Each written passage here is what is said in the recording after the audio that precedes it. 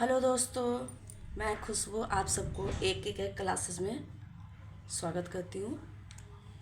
मैं आज सबको प्रॉफिट एंड लॉस लाभ हानि पढ़ाऊँगी। ठीक है, तो आप सब रेडी होंगे?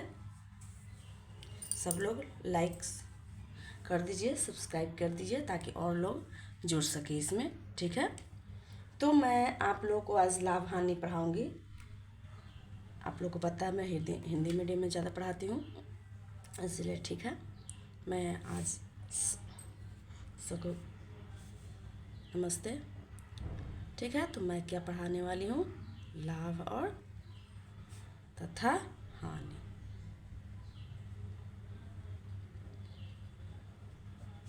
ठीक है, आप लोग को ये मैं पढ़ाऊँ। सबसे पहले तो हम जानते हैं कि लाभ क्या होता है, हानि क्या होता है, क्रयमूल्य क्या होती है, विक्रयमूल्य क्या होती है। ठीक है, तो सबसे पहले तो हम इस सब का मैं टॉपिक लिखवा देती हूँ ताकि आप लोग को आराम हो, समझने में आराम लगे। ठीक है, तो सबसे पहले तो अंकित मूल्य। अंकित मूल्य क्या होता है? जैसे हम लोग मार्केटिंग करने जाते हैं, ये सब करने जाते हैं, तो हमें कितना प्रॉफिट हुआ, कितना लाभ, ठीक है, कितना लाभ हुआ, कितना उस पर जो मूल प्राइस लिखा हुआ रहता है, जो प्राइस उस पर लिखा हुआ रहता है उसको अंकित मूल्य कहते हैं।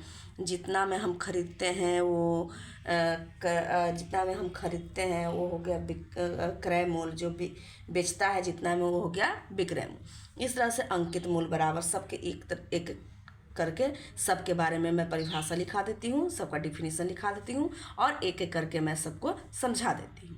ठीक है, इसीलिए आप लोग थोड़ा ध्यान से सुनते रहिए। ठीक है ना? आगे देखिए, यहाँ पे है क्या?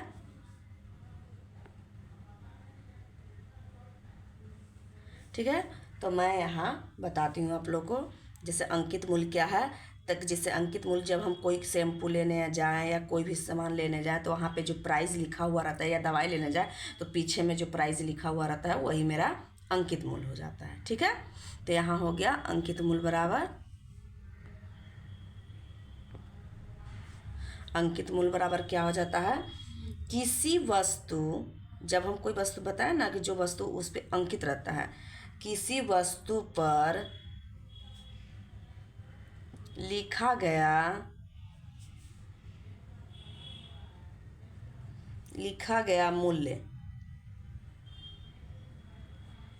मूल्य उसका अंकित मूल्य कहलाता है।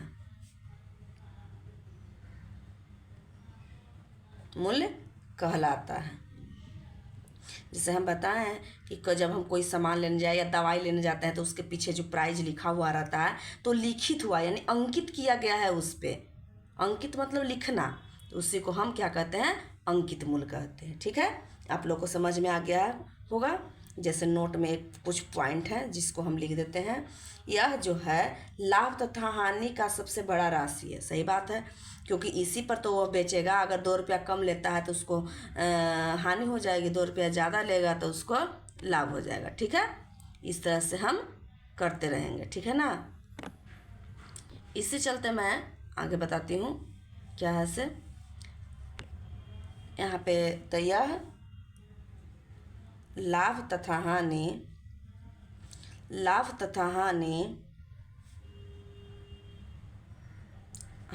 का सबसे बड़ा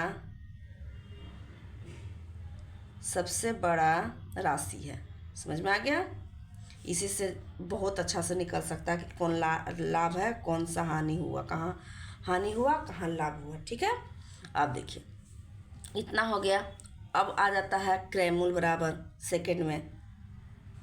अब क्रय मूल्य क्या होता है इसके बारे में बताती हूँ।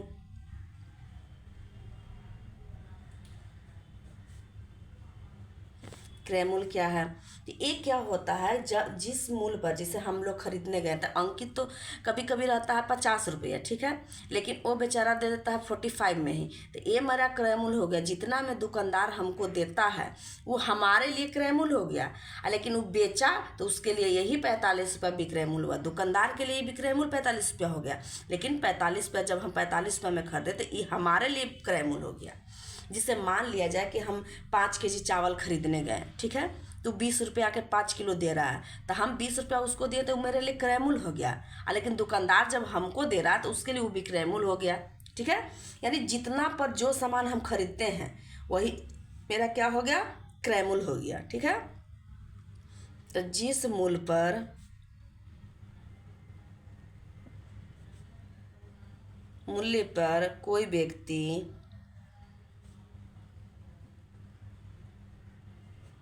कोई व्यक्ति खरीदता है वह क्या कहला जाएगा, क्रय मूल्य कहला जाएगा। ठीक है,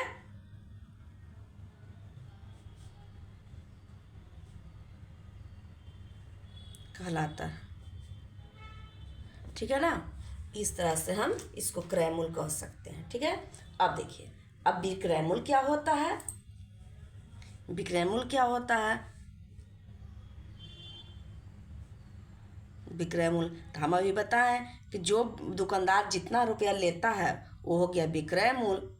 उसके लिए वही 45 रुपया जो हो गया उसके लिए दुकानदार के लिए वो विक्रय मूल्य हो गया। ठीक है, विक्रय मूल्य बराबर किसी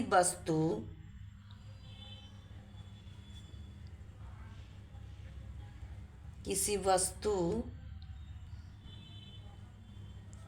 को जिस मूल्य पर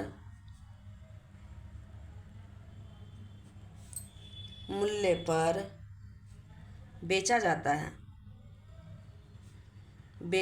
है, जैसे दुकानदार हमको बेचा 45 रुपया में तो उसी को हो गया विक्रय मूल्य। ठीक है, बेचा जाता है वह विक्रय मूल्य कहलाती है। विक्रय मूल्य कहलाता है।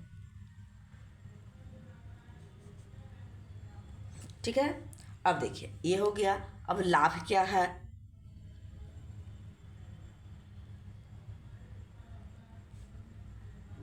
लाभ जब किसी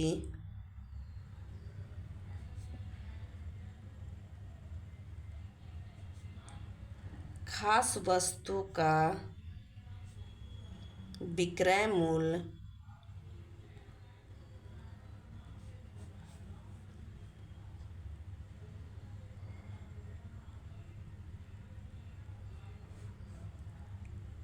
क्रय मूल्य से अधिक हो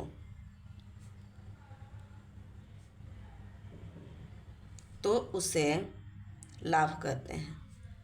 जैसे मान लिया जाए, लाभ कहते हैं, जैसे मान लिया जाए कि वो दुकानदार था, एक शैम्पू खरीदने गया, वो दूसरे दुकानदार से वो 40 में लाया। ठीक है, और वो हमको 45 रुपया में बेच दिया, तो खरीदा तो 40 रुपया में ना, तो उसके लिए क्रय मूल्य हो गया 40 रुपया। लेकिन जब वो हमें जैसे वो दुकानदार बड़ा दुकान से जैसे फैक्ट्री से कोई सामान लाया 40 रुपये पर पीस। ठीक है, और यहाँ दुकान में वो अपना ला कर जब बेचने लगा ग्राहक को, तो वो बेचने लगा 45 रुपये पर पीस, यानी एक पीस पे 5 रुपया का वो प्रॉफिट कमाने लगा, ज़्यादा कमाने लगा। तो वही जो ज़्यादा जो 5 रुपया कमाया वही हमारा लाभ हो गया। यानी जिस मूल्य पर वो खरीदता है लेकिन हमको अधिक पर बेचता है, यानी वस्तु का विक्रय मूल्य जो है क्रय मूल्य से अधिक हो, क्रय मूल्य से अधिक हो गया। माने कि खरीदा वो क्रय मूल्य, जो खरीदने वाले को क्रय मूल्य कहते हैं, यानी खरीदा था 40 रुपया में और वो हमें बेच रहा है कितना, 45 रुपया। फैक्ट्री से 40 रुपया में लाया, लेकिन बेच रहा है अब हमको जनता को बेच रहा है कितना में, 45 रुपया में। ठीक है, तो यही तो 5 रुपया जो एक्स्ट्रा में बेच रहा है तो उसको 5 रुपया ज़्यादा मिल रहा है ना, तो यही 5 रुपया जो हुआ वो लाभ हो गया। यही अगर मान लीजिए कि 40 में वो खरीदता, अब 35 रुपया में अगर जनता को देता, ठीक है, मान लीजिए कि कुछ त्रुटि के कारण वो 35 रुपया में जनता को दे दिया, तो वो 5 रुपया तो घाटा में सह गया, 5 रुपया में कम में दिया, तो वो हो गया हानि। ठीक है, तो इस तरह से ये लाभ हो गया। अब देखिए हानि,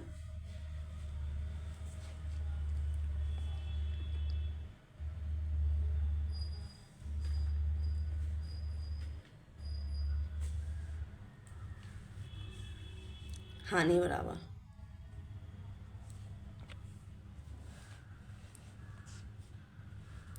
यहाँ हम बता दिए कि लाभ जब किसी वस्तु को खास विक्रय मूल्य पर बेचा जाए, हानि में हो गया वही पर जो जिस पे हमको हानि घटा हो, ठीक है। जैसे हम 20 रुपया में वो दुकानदार 20 रुपया में खरीदा, हमें 18 रुपया में दिया, तो उसको 2 रुपया का हानि हुआ, तो हो गया हानि।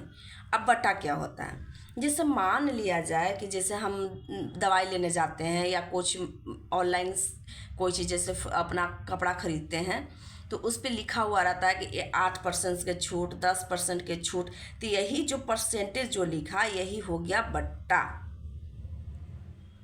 समझ में आया।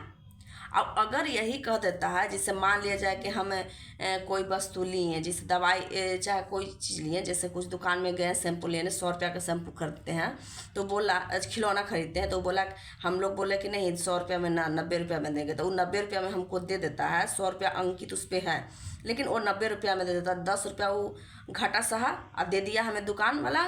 तो यही जो 10 रुपया जो हो गया ये हो गया छूट। समझ में आया। जो 10 रुपया जो हुआ ये हो गया मेरा छूट, यानी ई रुपया में रहता कि 10 रुपया कम दीजिए, ले लीजिए, तो रुपया में हम कम दिए तो हो गया छूट। असमतुल्य बट्टा हो जाता है क्या कि 2 या 2 से अधिक बट्टा को अगर एक बट्टा बना दिया जाए, एकल बट्टा, माने कि जैसे 8%, 10%, 12% छूट है, कह दिया कि इस पर 10%, 12% और 14% छूट दे सकते हैं, आपको जो पसंद है लीजिए, तो उसको सबको ऐड करके एकल छूट बना दिया जाए, सबको एवरेज बना करके, उसको हम कहते हैं समतुल्य बट्टा। ठीक है, तो मैं आप लोग को यहाँ तक समझा दी हूँ। आप लोग को आई होप कि आप लोग को ये सब समझ में आ गया होगा इसके बारे में कि क्रय मूल्य क्या है, विक्रय मूल्य क्या है, लाभ क्या है, हानि क्या है। ठीक है, तो अब क्या होता है कि मैं यहाँ आप लोग को फॉर्मूला बता देती हूँ। यहाँ पे हम कुछ फॉर्मूला लिख दिए हैं। जैसे लाभ हो गया, लाभ बराबर विक्रय मूल्य माइनस क्रय मूल्य। लाभ कब होगा, जितना में दुकानदार हमको देता है हम खरीदते हैं, तो अगर 40 रुपये यहाँ बताएं कि क्रय मूल्य क्या है, विक्रय मूल्य क्या है, तो विक्रय मूल्य माइनस क्रय मूल्य। जैसे मान लिया जाए कि दुकानदार 40 रुपये में खरीद के लाया है कोई वस्तु, ठीक है, और वो हमें 45 रुपये में दे रहा है, तो उसको लाभ हुआ 5 रुपया का, हुआ ना। तो इस तरह से ये हो गया लाभ। अब उसी तरह के इधर अगर विक्रय मूल्य मान लीजिए कि अगर विक्रय मूल्य निकालने के लिए कहेगा तो क्रय मूल्य इस साइड से इस साइड कर देंगे, तो बराबर के इस साइड करते हैं तो चिन्ह चेंज हो जाता है, तो प्लस आ जाएगी, तो लाभ प्लस क्रय मूल्य। यहाँ क्रय मूल्य है तो यहाँ क्रय मूल्य है, तो इधर लाभ को हम इधर करेंगे तो माइनस में आ जाएगी, ये हो गया। ये लाभ के लिए है। अगर जब हानि दिया रहे तो हम क्या करेंगे, तो हानि बराबर हो जाएगा जितना दुकानदार 40 रुपया में खरीदा वो हमें 35 रुपया में देता है, तो उसके 5 रुपया का हानि हुई, तो यहाँ पे क्रय मूल्य जो हम ज़्यादा है उसमें से कम को घटा दिए। ठीक है, क्रय मूल्य बराबर हो गया, इसको हानि को इधर, क्रय मूल्य इधर कर दिया, हानि को इधर कर दिए। ठीक है, तो यहाँ पे हो गया विक्रय मूल्य, या विक्रय मूल्य इधर कर दिए तो क्रय मूल्य बराबर हानि प्लस विक्रय मूल्य, विक्रय मूल्य बराबर। ठीक है, अब देखिए जब लाभ प्रतिशत में अगर दिया और रहेगा तो हम क्या करते हैं। ठीक है, तो क्या करते हैं, तो क्रय मूल्य बराबर हो जाता है विक्रय मूल्य गुने 100, और लाभ परसेंट अगर जितना दिया रहेगा उतना में 100 हमको ऐड कर देना है, जोड़ देना है, तो मेरा क्रय मूल्य निकल जाएगा। ठीक है, अब देखिए अगर विक्रय मूल्य कह दिया तो क्या करेंगे, तो इसी फार्मूला को इधर से इधर, इधर से इधर कीजिए, क्वेश्चन बन जाएंगे, फार्मूला बन जाती है। तो विक्रय मूल्य बराबर क्या हो जाएगा, क्रय मूल्य, अब 100 को इधर कर सकते ना, क्रय मूल्य गुना, ठीक है, इस क्वेश्चन में 1 प्लस लाभ बटा 100। ठीक है, अब यहाँ आ गया,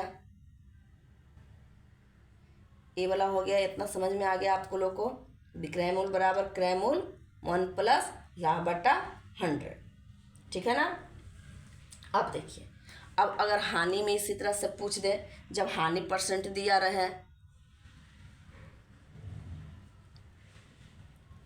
हानि प्रतिशत दिया रहे, ठीक है, तब क्या करेंगे रहे तो यहाँ अगर क्रय मूल्य दिया रहे और यहाँ क्रय मूल्य कह दिया ज्ञात करने के लिए, तो हम उसी तरह से इसको भी बोलेंगे, यहाँ लाभ था तो प्लस कर दिए, यहाँ हानि है तो हानि कर देंगे, माइनस कर देंगे, तो विक्रय मूल्य माइनस विक्रय मूल्य गुने 100 और बटा 100 माइनस हानि।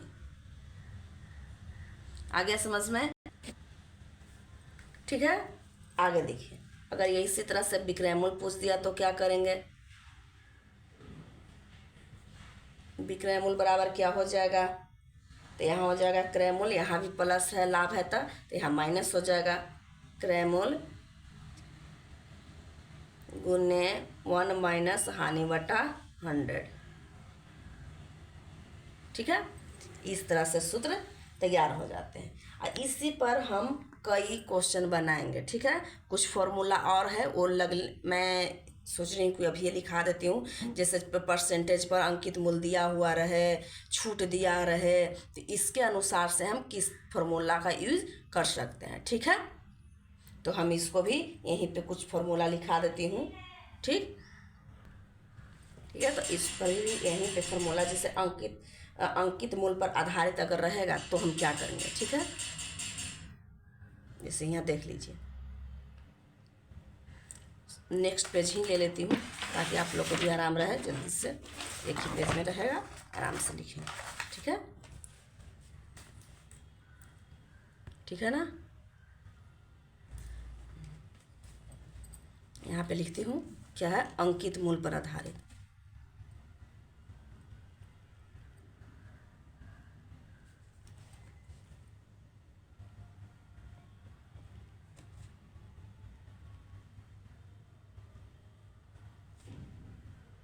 मूल्य पर आधारित।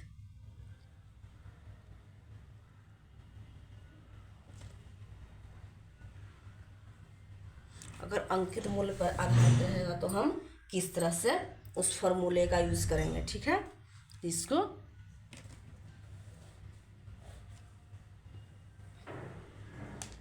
ठीक है, तो इस पे देखिए इसका फॉर्मूला क्या हो जाएगा,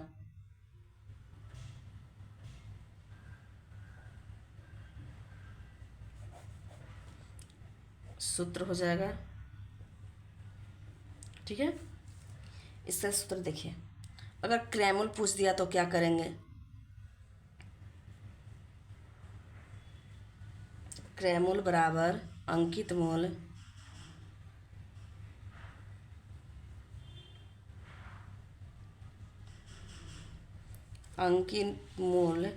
गुने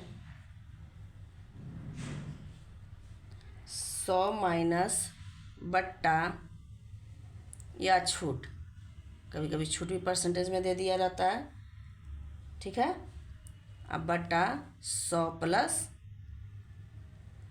माइनस हानि, लाभ या हानि। लाभ रहेगा तो यहाँ प्लस कर देंगे, हानि रहेगी तो यहाँ माइनस कर देंगे। ठीक है, इस तरह से क्वेश्चन बनाते हैं। ठीक है ना, जब अंकित मूल्य भी दिया हुआ हो, छूट भी दिया हुआ है, बट्टा दिया हुआ, लाभ परसेंट भी दिया हो, तो क्या करेंगे, इस सूत्र का फॉर्मूला का यूज़ कर लेंगे, क्रय मूल्य निकल जाएगी। अगर लाभ दिया हुआ रहे तो यहाँ प्लस कर देंगे, हानि दिया रहे तो यहाँ पे माइनस कर देंगे। ठीक है, अब सेकेंड फॉर्मूला देखिए, और जब 2 को छूट दे ले रहे तब हम क्या करेंगे, जब 2 छूट दिया रहे, छूट रहे यानी बट्टा रहे तो क्या करेंगे, इसके बाद यहाँ पे हो जाएगा क्या, विक्रय मूल्य बराबर अंकित मूल्य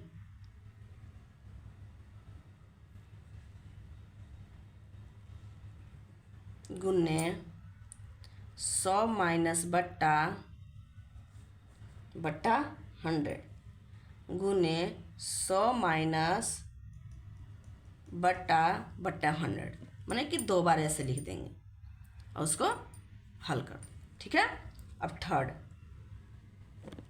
अंकित मूल्य अगर पूछ दिया तो क्या करेंगे,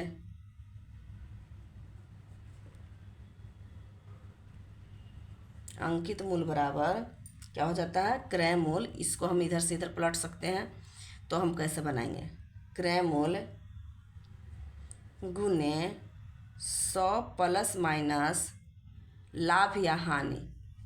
इस सूत्र से भी उसको बना लेंगे, इस सूत्र से भी बना लेंगे, लेकिन डायरेक्ट बैठाने के लिए इधर से उधर करने से पहले इस सूत्र को डायरेक्ट हम मान बैठा कर सकते हैं। 100 माइनस छूट या बट्टा,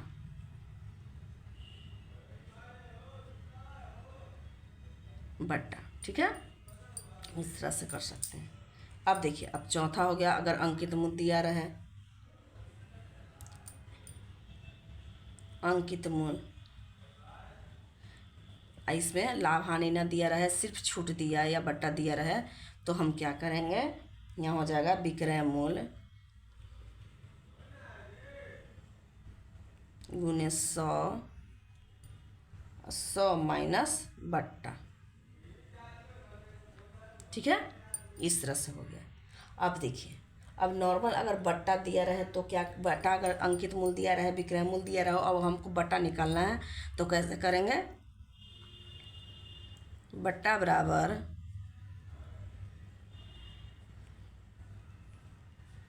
अंकित मूल्य माइनस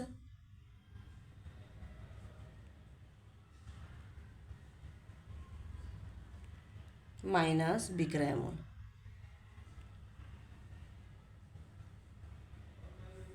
ठीक है, इतना हो गया।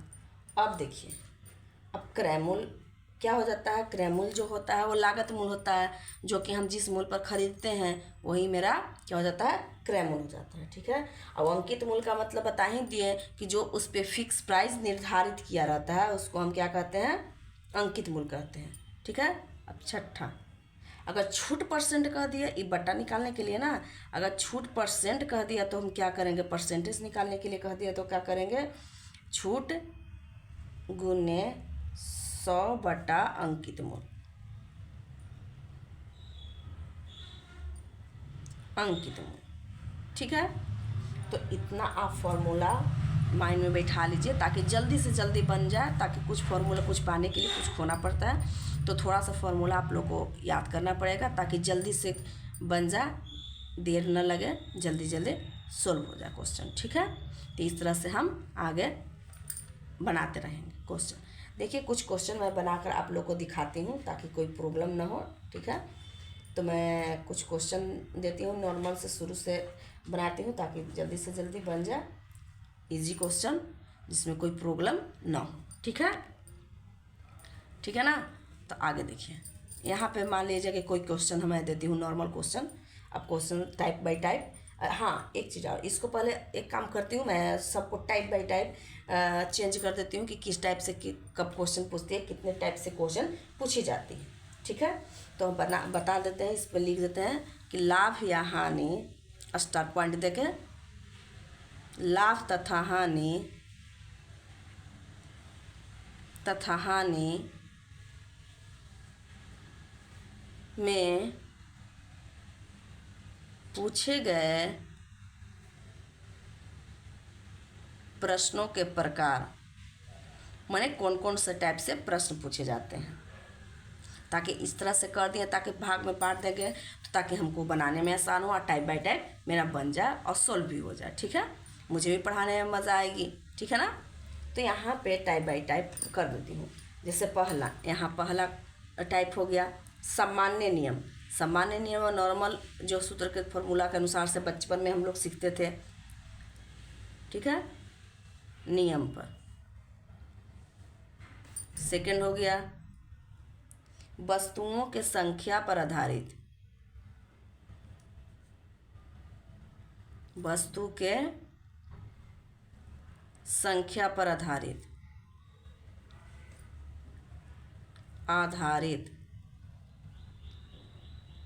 ठीक है, थर्ड अधिक या कम पर आधारित,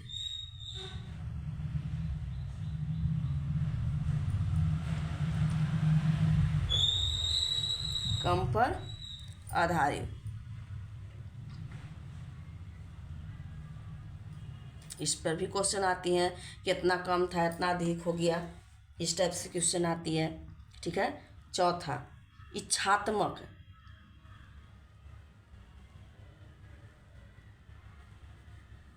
इच्छात्मक प्रश्न पर आधारित।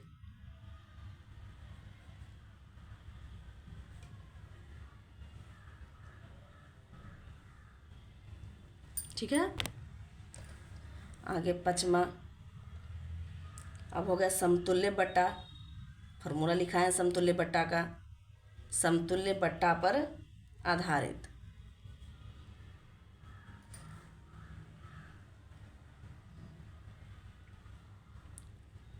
आधारित। छठा अंकित मूल्य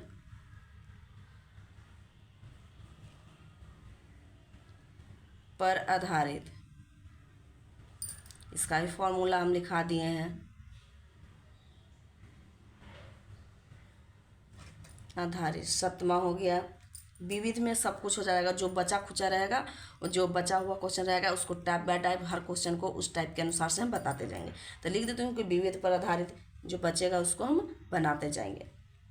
कई क्वेश्चन उलट पलट के दे देती है ताकि कन्फ्यूजिंग हो, उस पर हम विविध में सब लेके चल जाएंगे, जो बचेगा उसको। ठीक है, आधारित। ठीक है, और नोट में एक चीज़ और लिख लीजिए नोट में, कि कभी भी क्रैमूल को हमेशा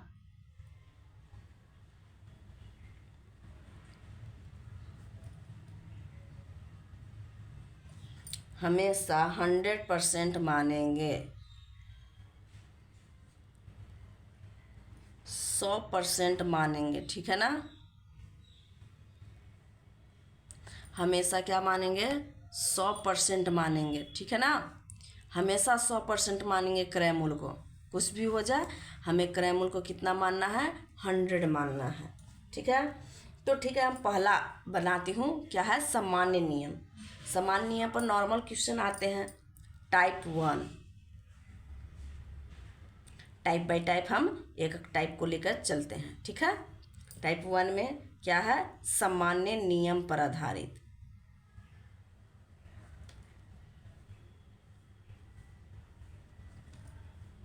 नियम पर आधारित।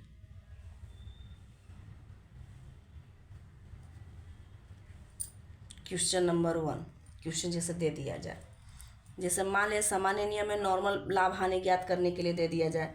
जैसे किसी वस्तु, जैसे मैं कोई वस्तु खरीदने गई, किसी वस्तु का क्रय मूल्य क्रय मूल्य 560 रुपया है, 60 रुपया है। यदि उस वस्तु का विक्रय मूल्य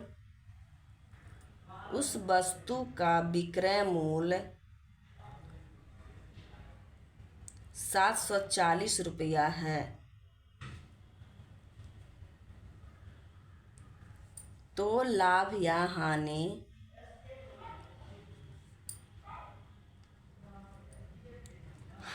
बताइए। ठीक है, यहाँ क्रय मूल्य मेरा दे दिया, यानी हम 560 में खरीदे थे, वो बेचा कितना में, 740 में। दुकानदार जो है सिर्फ कम, जैसे मान लीजिए कोई फैक्ट्री से कोई सामान खरीदा 560 रुपया में, और जब वह वस्तु को ग्राहक के साथ, मतलब कि जनता के साथ बेचता है, तो 740 रुपया में वही सामान बेचता है। तो उसको क्या हो गया, 560 में खरीदा था, 740 में बेच रहा है, तो निश्चित है कि उसको लाभ होगा।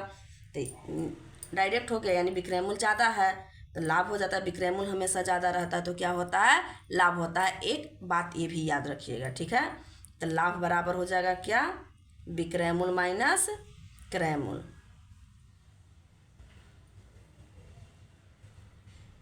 क्रय मूल्य, विक्रय मूल्य कितना हो गया, 740, और क्रय मूल्य कितना हो गया, 560। तो कितना आ गया आंसर बताइए, आप लोग घटा भी नहीं सकते हैं, 180 रुपया, यानी यही मेरा लाभ हो गया। यही मेरे लाभ हुई, क्योंकि वो कंपनी से खरीदा था 560 में, लेकिन जनता को दिया 740 में, तो उसको कुछ तो प्रॉफिट हुआ ना। तो कितना प्रॉफिट हुआ, तो वही 180 रुपया उसको प्रॉफिट हुआ, यानी एक पीस पर उसको 180 रुपया प्रॉफिट हुआ, समझ लीजिए। ठीक है, इस तरह से हम सबको बनाते जाएंगे। ठीक है ना, अब देखिए एक और क्वेश्चन आप लोग को मैं बताती हूँ।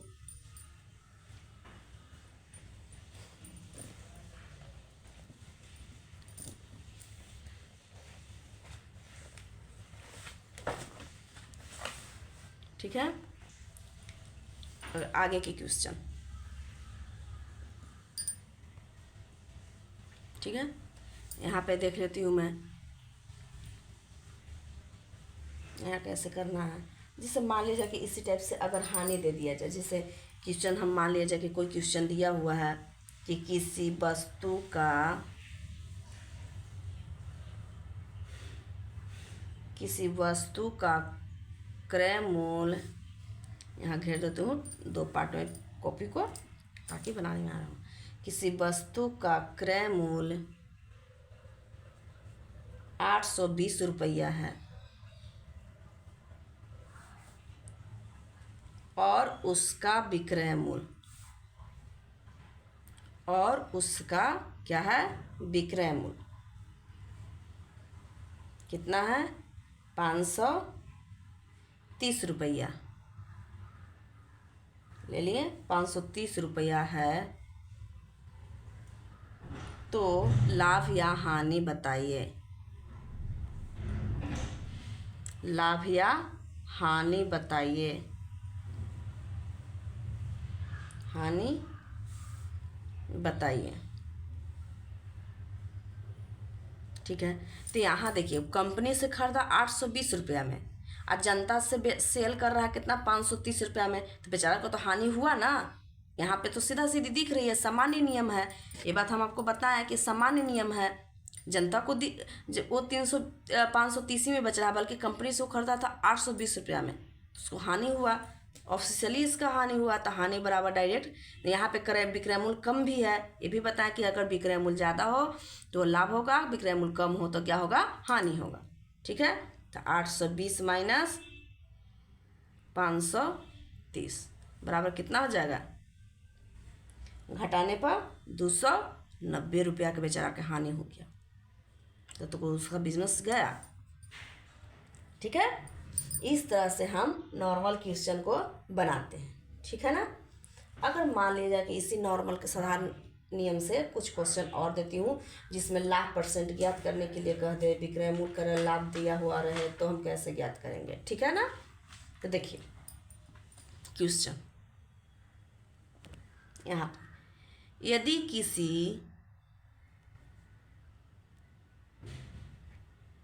किसी वस्तु को 66 रुपया बेचने पर, 66 रुपया में बेचने पर 10% लाभ, परसेंटेज लाभ आ गया, लाभ होता है,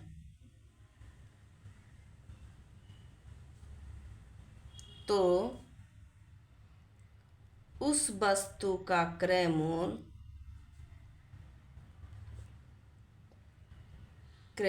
क्या होगा।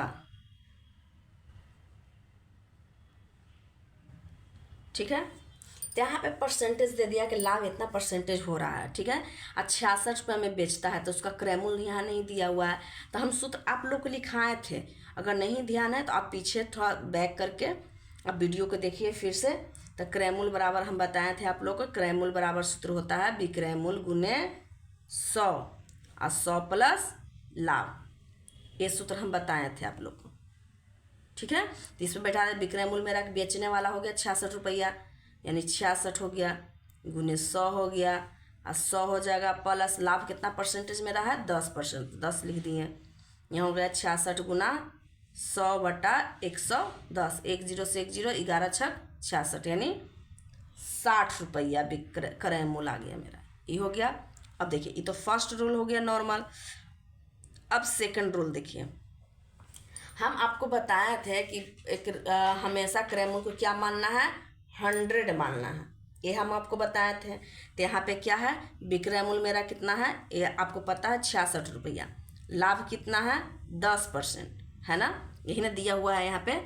तो अब देखिए क्या करते हैं, यहाँ पे हम बताए थे, एक नोट में हम लिखाए थे कि क्रय मूल्य को क्या मानना है, हमेशा 100 मान के चलना है। ठीक है ना, तो यहाँ 100 हम मान के चलते हैं। तो यहाँ हम लिख लेते हैं क्रय मूल्य बराबर 100% मान लिए।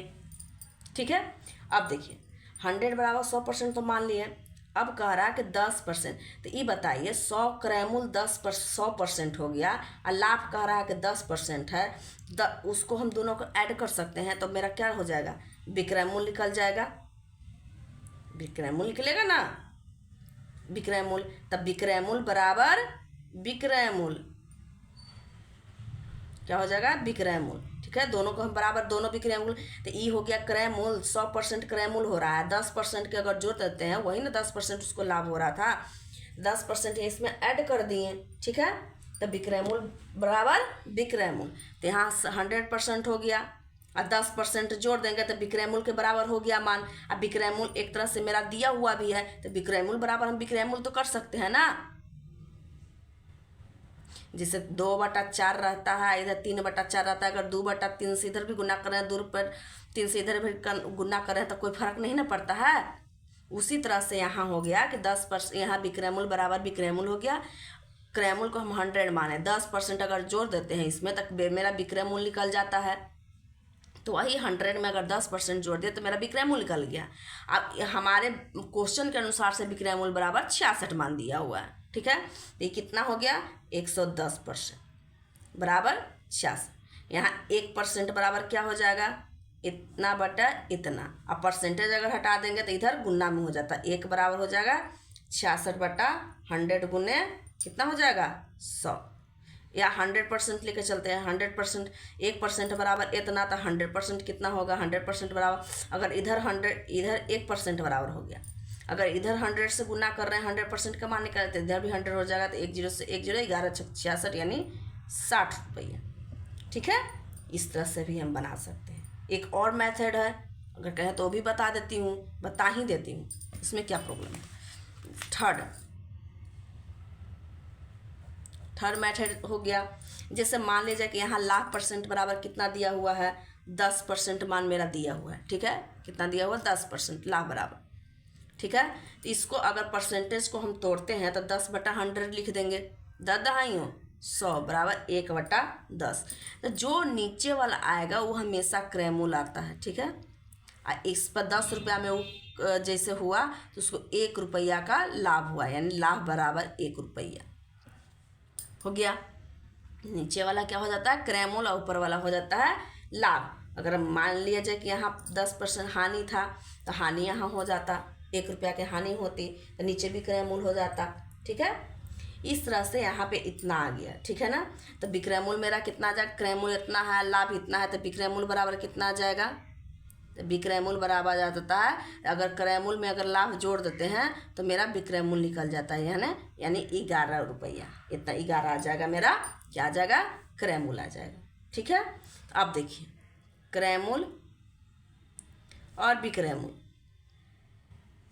हमारे हिसाब से क्रय मूल कितना आया 10, विक्रय मूल कितना आया 11, क्वेश्चन के अनुसार से विक्रय मूल कितना दिया हुआ है 66, क्वेश्चन के अनुसार से क्रय मूल कितना दिया हुआ नहीं दिया हुआ, तो यहाँ x मान लिया या वाट के चिन्ह देती हैं।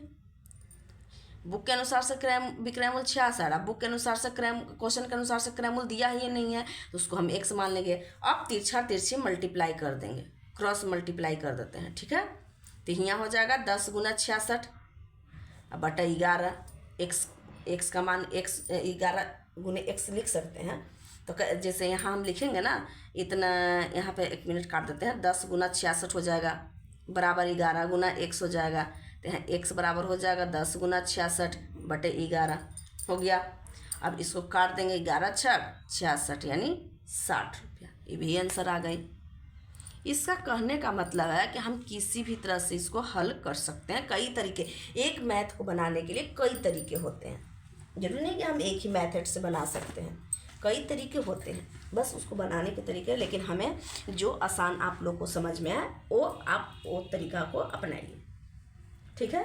तो आज मैं यहीं तक रखूँगी ताकि आप लोग जितना हमने बताएं उसको आप लोग बनाने की कोशिश कीजिए। कोई भी बुक हो आपके पास तो उसको बनाइए, जैसे सबसे पहले तो वो टाइप्स और कुछ फॉर्मूला जो मैं लिखाई हूँ उसको हमें याद रखिए, ठीक है, उसके बाद वो बनाते रहिए, ठीक है ना। और मैं आगे फिर टाइप्स बताऊंगी, सेकंड टाइप जो कि था या वस्तु के संख्या पर आधारित होगी, जो कि हम उसको बनाते चलेंगे, ठीक है ना। बस आप लोग को अच्छा लगे तो आप लाइक कीजिए, सब्सक्राइब कीजिए और अपने दोस्तों के पास शेयर कीजिए। धन्यवाद।